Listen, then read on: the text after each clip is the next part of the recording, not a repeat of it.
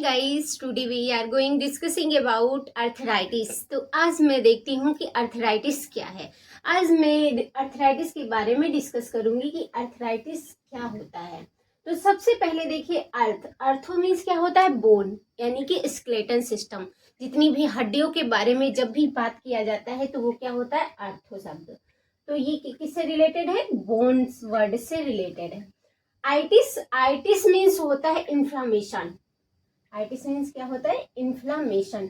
इसमें जो इन्फ्लामेशन है वो किसी भी प्रकार से हो सकता है, कोई भी इसका कॉजेज हो सकता है, बट कहीं पे भी आइटिस वर्ड मिल जाए इसका मतलब होता है कि इन्फ्लामेशन का जिक्र किया गया है। तो अब हम देखते हैं कि ये जो आर्थो वर्ड है ये सबसे पहले कहाँ से आया। ये जो टर्म है वो क्या है? ब्रॉड टर्म है। ये जो अर्थराइटिस वर्ड लिया गया है ये ब्रॉड टर्म से लिया गया है। तो चलिए हम स्टार्ट करते हैं इसकी डिफिनेशन के बारे में कि अर्थराइटिस की डिफिनेशन क्या होती है। Arthritis is a joint disease which involve inflammation of one or more joints. यानी कि ये बताया गया कि जो अर्थराइटिस है वो क्या है? जॉइंट डिजीज है। जो हमारे बॉडी के अंदर जितनी भी जॉइंट्स होते हैं उसकी ये डिजीज है। Which involve inflammation of one or more joints. इसमें क्या होता है? एक या फिर बहुत सारी बोन्स होती हैं जिसमें क्या होता है? इन्फ्लामेशन हो जाता है। वो सारी क्या होती हैं? एक या बहुत सारी बोन्स इन्वॉल्व होती हैं इस डिजीज के अंदर। तो अर्थराइटिस का नॉर्मल सी डिफिनेशन जो है मतलब इन्फ्लामेशन ऑफ द जॉइंट, तब जॉइंट का इन्फ्लामेशन होना। इसमें अदर भी सारी जॉइंट्स क्या होती हैं? इन्वॉल्व होती हैं, ये इसमें बताया गया है। अब हम नेक्स्ट देखते हैं आगे कॉजेस के बारे में कि अर्थराइटिस का कॉज क्या होता है, किसके कारण अर्थराइटिस डेवलप्ड हो जाता है। अब मैं बात करती हूँ अर्थराइटिस के कॉजेस के बारे में कि अर्थराइटिस के कारण क्या होते हैं, किसकी वजह से अर्थराइटिस डेवलप्ड कर सकता है। तो जो कॉजेज होता है, कॉजेस का दूसरा नाम क्या होता है? इटियोलॉजी। अगर जो कहीं पे आपको इटियोलॉजी दिख रहा है तो ये समझ जाइएगा कि हाँ, कॉजेस के बारे में पूछ रहा है, किसके कारण से हो रहा है इसके बारे में पूछ रहा है। तो इसमें अब हम स्टार्ट करते हैं कि अर्थराइटिस कैसे हो जाता है, किस वजह से होता है, इसके बारे में हम इसमें देखते हैं। तो देखते हैं सबसे पहले ब्लड बोर्न डिजीज, यानी कि किसी भी पर्सन के अंदर अगर जो ब्लड बोर्न डिजीज है तब बहुत ही सीवियर उनके अंदर पहले से ब्लड बोर्न डिजीज है तो उनके अंदर अर्थराइटिस कॉज कर सकता है। जैसे कि HIV है, हेपेटाइटिस है, ये हमारी क्या होती है? ब्लड बोर्न डिजीज होती हैं। इसके अंदर सभी चीजें क्या होती हैं? डिक्रीज हो जाती हैं, जिससे बहुत ही ज्यादा पर्सन को प्रॉब्लम होती है। नेक्स्ट बात करते हैं एडवांस और ओल्ड एज, मतलब कि जो बहुत ही ज्यादा एज वाले होते हैं, जैसे बूढ़े होते हैं, जो उठने बैठने में उनको दिक्कत होती है, नहीं उठ बैठ पाते हैं, तो उनके अंदर ये अर्थराइटिस कॉज कर सकता है क्योंकि वो प्रॉपर एक्सरसाइज नहीं कर पाते हैं, जॉइंट मूवमेंट नहीं हो पाता है। इसकी वजह से क्या होता है? अर्थराइटिस कॉज कर जाता है। और ओल्ड एज वाले पर्सन में क्या होता है? क्योंकि उनके अंदर जो फ्लूइड है, साइनोवियल फ्लूइड है, वो क्या होता है? डिक्रीज हो जाता है, कम हो जाता है। उनके बॉडी के अंदर वो भी धीरे धीरे सभी चीजें क्या होती हैं? कम होने लगती हैं। तो इसमें भी अर्थराइटिस होने के चांसेस अधिक रहते हैं। नेक्स्ट बात करते हैं joint inflammation due to bacterial और वायरसेस। सबसे मेन जो कॉमन कारण जो है वो है हमारा बैक्टीरियल या फिर वायरसेस। इनकी वजह से क्या होता है? इन्फ्लामेशन हो जाता है। क्योंकि जब हमारी बॉडी के अंदर कोई भी बैक्टीरिया या वायरस इंटर करता है तो वो क्या करता है? इन्फ्लामेशन को कॉज कर देता है। जब इन्फ्लामेशन होता है उसी को बोलते हैं अर्थराइटिस। तो इसमें जो सबसे ज्यादा मेन बैक्टीरिया होता है वो कौन होता है? स्ट्रेप्टोकोकस। स्ट्रेप्टोकोकस की वजह से क्या होता है? अर्थराइटिस कॉज कर जाता है। अदर भी चीजें बहुत सारी होती हैं जिनकी वजह से अर्थराइटिस होता है, बट ये कुछ कॉमन होता है। नेक्स्ट हम बात करते हैं injury of trauma in joints, यानी कि कोई भी पर्सन है जॉइंट के पास गिर गया है या फिर उसके जॉइंट में ट्रॉमा हो गया, बहुत ज्यादा इंजरी हो गई है, चोट लग गई है, तभी भी क्या होगा? इन्फ्लामेशन हो जाता है। जब इन्फ्लामेशन होगा तो क्या होगा? जॉइंट मूवमेंट रुक जाता है, वो कम कर देते हैं, जिसकी वजह से वो क्या होता है? जॉइंट अकड़ जाता है और वहां पे पेन होने लगता है और स्वेलिंग होने लगती है, रेडनेस सा फील होता है। ये सारे इसके अंदर कॉज कर जाता है। नेक्स्ट है हमारा मेटाबॉलिक डिसऑर्डर। इसमें क्या होता है, जो पर्सन होते हैं उसके अंदर क्या होता है, मेटाबॉलिक डिसऑर्डर होता है। जब मेटाबॉलिक डिसऑर्डर हो जाता है तो उसके अंदर जो चीजें हैं वो क्या होती हैं, एबनॉर्मल हो जाती हैं, कम हो जाती हैं या फिर ज्यादा हो जाती हैं, जिसकी वजह से अर्थराइटिस डेवलप्ड हो सकता है। नेक्स्ट हम बात करते हैं हेरिडिटी के बारे में। हेरिडिटी में क्या होता है कि जेनेटिक होता है, जैसे कुछ पर्सन में जेनेटिक होता है, या फिर ऐसे पर्सन जिनकी फैमिली में पहले से अर्थराइटिस हो तो उस बच्चे में या उस पर्सन में होने के चांसेस रहते हैं। अब मैं देखती हूँ अर्थराइटिस के टाइप्स के बारे में कि अर्थराइटिस के कौन कौन से टाइप्स होते हैं और कितने होते हैं। तो मैं आपको बता दूं कि अर्थराइटिस के बहुत सारे टाइप्स होते हैं, कुछ इसमें से मेन टाइप्स होते हैं वो मैं आपको डिफाइन कर दे रही हूँ। यानी कि अर्थराइटिस मतलब ये होता है कि इसके जो टाइप्स होते हैं, जिस भी बोन का, किसी भी बोन का जो इन्फ्लामेशन होता है वो अलग ही टाइप का अर्थराइटिस होता है। तो इसलिए इसमें कुछ मेन टाइप्स हैं, मैं वो बता दे रही हूँ। इसमें सबसे पहले क्या है, रेमेटॉइड अर्थराइटिस। ये क्या होता है, रेमेटॉइड एक ऑटो इम्यून डिजीज है। ऑटो इम्यून डिजीज है जिसकी वजह से जो अर्थराइटिस बोन में डेवलप्ड होता है उसको बोलते हैं रिमोटाइड अर्थराइटिस। नेक्स्ट हम बात करते हैं सेप्टिक अर्थराइटिस के बारे में। सेप्टिक अर्थराइटिस वो होता है जिस भी पर्सन में किसी भी बैक्टीरिया, वायरस या फंगल की वजह से, इन्फेक्शन की वजह से जो अर्थराइटिस होता है वो होता है सेप्टिक अर्थराइटिस। नेक्स्ट हम बात करते हैं ओस्टियो अर्थराइटिस के बारे में। ओस्टियो अर्थराइटिस का अदर नेम क्या है, ओस्टियोमाइलाइटिस, यानी कि किसी भी बोन का इन्फ्लामेशन ओस्टियो अर्थराइटिस कहलाता है। किसी भी बोन का इन्फ्लामेशन ओस्टियोमाइलाइटिस कहलाता है। तो इसमें क्या होता है, जो हमारी बोन होती है वो डिजेनरेटिव हो जाती है, वो दोबारा से डेवलप नहीं हो सकती है। ऐसा जो अर्थराइटिस होता है वो ओस्टियो अर्थराइटिस होता है। जब किसी पर्सन में अर्थराइटिस डेवलप्ड हो जाता है तो इसमें कौन कौन से सिम्टम्स शो होते हैं इसके बारे में हम इसमें देखते हैं। तो सबसे पहले क्या आता है, जॉइंट पेन।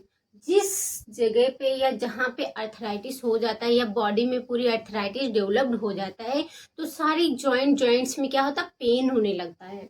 यहाँ पे और क्या देखने को मिलेगा, एडिमा देखने को मिलेगा। यहाँ पे क्या एडिमा देखने को मिलेगा, फ्लूइड इकट्ठा इकट्ठा सा वहां पे दिखेगा। और क्या दिखेगा, रेडनेस। जिस पर्सन में अर्थराइटिस डेवलप्ड हो जाता है उसकी जॉइंट में रेडनेस होगा, स्वेलिंग होगी, पेन होता है, और क्या होगा, स्टिफनेस हो जाएगा। पर्सन में क्या होगा, स्टिफनेस, मतलब बहुत ज्यादा अकड़ जाएगा, ऐसे ऐसे मूव करने में, ज्वाइंट करने में उसको क्या होगी, दिक्कत होगी, प्रॉब्लम होगी। और क्या होता है, जब अब पेन होता है पर्सन में और जॉइंट में इन्फ्लामेशन हो जाता है, रेडनेस होती है, स्वेलिंग होती है, स्टिफनेस होती है, तब क्या होता है, उसका जो मूवमेंट होता है वो ऑटोमेटिक डिक्रीज हो जाता है। क्योंकि आप मूवमेंट करेंगे, पेन करेगा, इन्फ्लामेशन है, तो आप क्या करेंगे, उसको मूवमेंट नहीं करेंगे। तो इसमें क्या होता है, मूवमेंट लॉस हो जाएगा या फिर जो मूवमेंट है वो डिक्रीज हो जाएगा। और क्या होता है, जहाँ पे स्वेलिंग होती है, पेन होता है, एडिमा होता है, वहां पे क्या होता है, हीट होगा, वहां पे ऐसे गर्म होगा, ऐसे टच करेंगे तो गरम गरम सा लगेगा, यानी कि वहां पे क्या होगा, हीट हो गया है। तो ये हमारे कुछ सिम्टम्स हैं जो इंडिकेट करते हैं कि पर्सन के अंदर अर्थराइटिस डेवलप्ड हो गया है। अब मैं बात करती हूँ अर्थराइटिस के डायग्नोस्टिक टेस्ट के बारे में कि हम कौन कौन से टेस्ट करवा सकते हैं अगर जो किसी भी पर्सन के अंदर अर्थराइटिस हो गया है।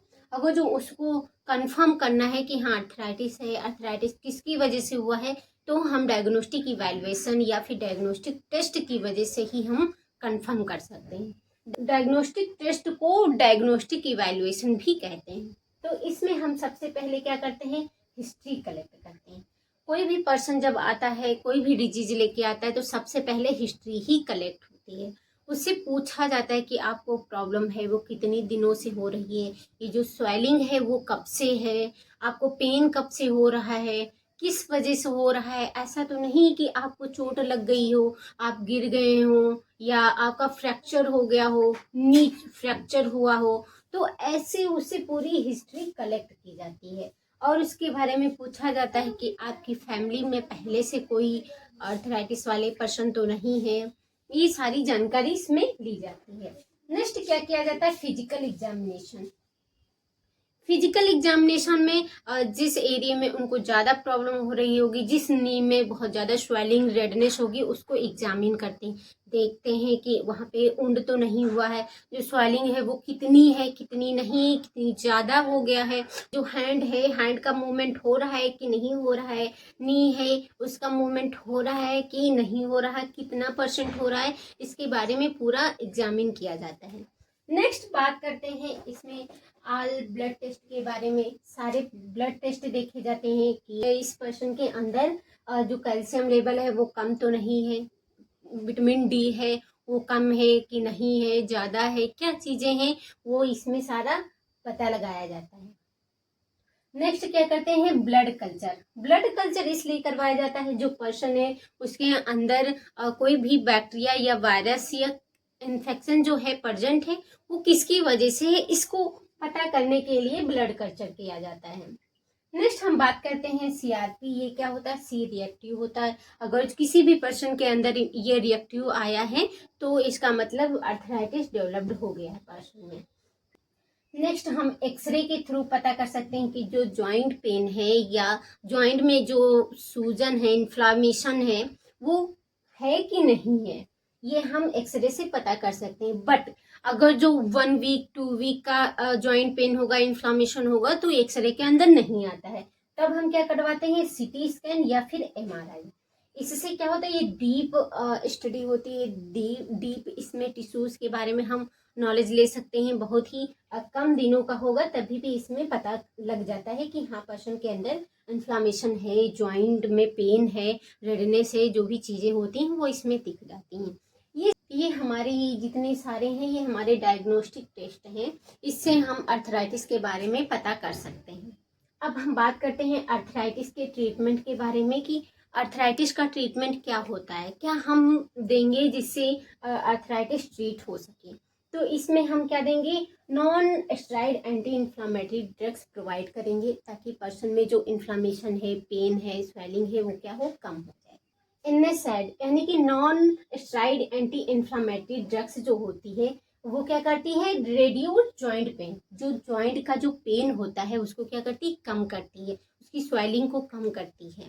और हम क्या प्रोवाइड कर सकते हैं, प्रोवाइड टू फिजियोथेरेपी। जिस पर्सन के अंदर अर्थराइटिस है उसका जॉइंट जो मूवेबल नहीं हो रहा है, मूवमेंट नहीं कर पा रहा है, तो उसको हम फिजियोथेरेपी की एडवाइस देंगे ताकि वो एक्सरसाइज करे और उसका जॉइंट जो है वो मूवमेंट बढ़ सके।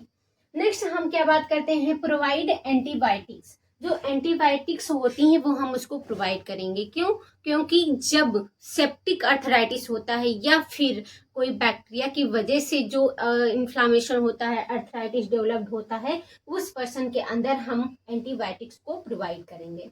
नेक्स्ट बात करते हैं जॉइंट्स रिप्लेसमेंट। अगर जो किसी भी पर्सन में जो अर्थराइटिस है वो ट्रीटेबल नहीं है, उसको ट्रीट नहीं कर सकते हैं, उसका जो मोमेंट है वो लॉस हो चुका है, वो मूवेबल नहीं होता है, डीजनरेटिव हो जाता है, उसका जो जॉइंट है वो आगे काम नहीं करेगा, तब क्या करते हैं, उसका जॉइंट रिप्लेसमेंट करते हैं, दूसरा उसको हटा देते हैं, दूसरा लगाते हैं। तो जो हटाते हैं उसको क्या बोलते हैं, साइनोवेक्टोमी और आर्थोप्लास्ट। इसको मतलब ये दो सर्जरी होती है जो जॉइंट में किया जाता है। ये सर्जरीज होती हैं, साइनोवेक्टोमी, आर्थोप्लास्ट। इसमें ये सर्जरी करवाई जाती हैं ताकि जो नी होता है या फिर जॉइंट्स होता है उसका फिर से रिप्लेसमेंट हो सके और वो पर्सन प्रॉपर वर्क कर सके, उसकी प्रॉब्लम को सॉल्व किया जा सके। Thank you.